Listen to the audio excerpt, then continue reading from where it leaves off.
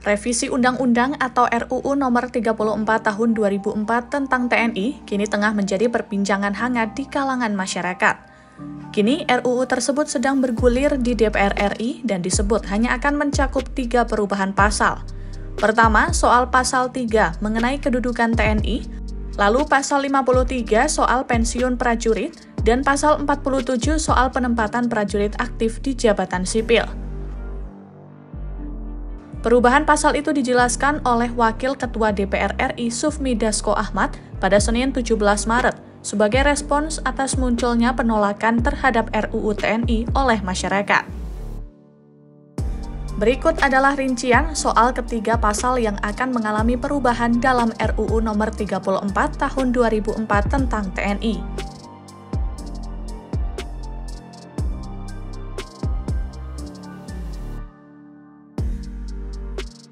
Pasal 3 mengenai kedudukan TNI, Dasko menyebut bahwa perubahan hanya terjadi pada ayat 2. Sementara ayat 1 soal pengerahan dan penggunaan kekuatan militer tidak diubah dan tetap berkedudukan di bawah Presiden.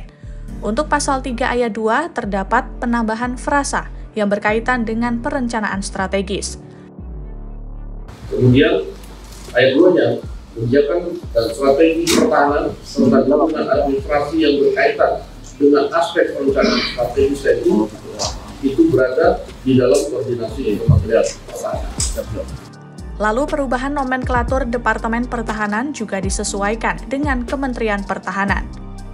Pasal 47 RUU TNI, jumlah kementerian atau lembaga yang bisa diisi prajurit aktif mencapai 16 instansi. Jumlah tersebut bertambah 6 jika dibandingkan dengan aturan saat ini.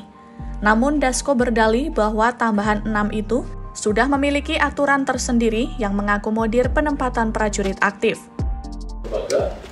Pada saat ini, sebelum direvisi ada 10, kemudian ada penambahan karena di masing-masing institusi di undang-undangnya dicantumkan, sehingga kita masukkan ke dalam revisi Undang-Undang TNI. Berikut adalah daftar 16 kementerian atau lembaga yang bisa diisi prajurit aktif dalam pasal 47 RUU TNI.